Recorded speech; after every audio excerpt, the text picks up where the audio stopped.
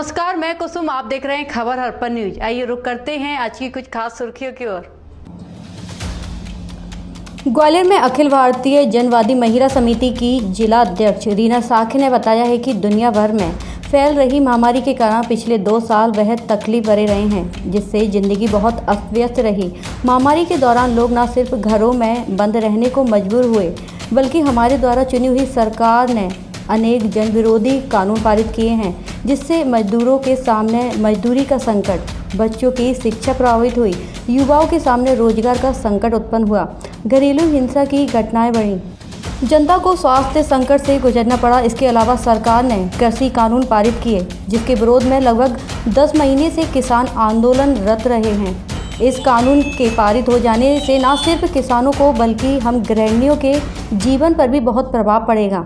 आज हम देख रहे हैं कि सिलेंडर के दाम लगातार बढ़ते जा रहे हैं। पेट्रोल डीजल की बढ़ती कीमतों के कारण अन्य खाद्य सामग्री भी महंगी हो रही है।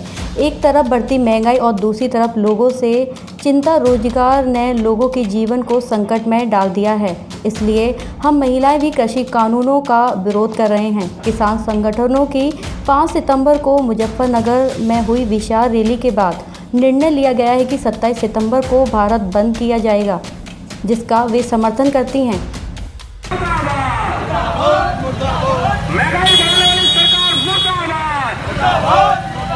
महिलाओं का शोषण करने वाली सरकार मुर्दाबाद, छात्रों की जिंदगी खराब करने वाली सरकार मुर्दाबाद, और देश विरोधी जुल्म वाली सरकार मुर्दाबाद, मोदी शाह की सरकार मुर्दाबाद, मुर्दाबाद मुर्दाबाद, अडानी की गुलाम सरकार मुर्दाबाद, अमेरिका की पिट्ठू सरकार मुर्दाबाद। कल 27 तारीख को 27 सितंबर को ग्वालियर बंद हो रहा है, और ग्वालियर जो बंद हो रहा है वो पूरे देश को बंद किए जाने का जो आह्वान किया गया है किसानों द्वारा। किसानों के खिलाफ जो कानून बनाया गया है उसके खिलाफ कल भारत बंद हो रहा है। और ये भारत बंद जो हो रहा है ये केवल किसानों के कानून के खिलाफ नहीं है। जो महंगाई बढ़ाई गई है भाजपा सरकार द्वारा, चाहे वो पेट्रोल की महंगाई हो, डीजल की महंगाई हो, रसोई गैस की महंगाई हो, खाद्य पदार्थों और खाद्य दालों और खाद्य तेलों की महंगाई हो, उस महंगाई के विरोध में भी ये भारत बंद किया जा रहा है। धन्यवाद। आज ग्वालियर में 2 स्थानों पर मसाल जुलूस निकाले गए हैं। हजीरे से मसाल जुलूस शुरू किया गया जो किले गेट तक गया। लश्कर में नई सड़क से मसाल जुलूस निकालकर दौलतगंज होते हुए महाराज बाड़े पे गए। इस मसाल जुलूस के माध्यम से ये निवेदन किया गया जनता से कि जो कल भारत बंद होने वाला है उस भारत बंद में ग्वालियर को भी ऐतिहासिक रूप से बंद कराया जाए।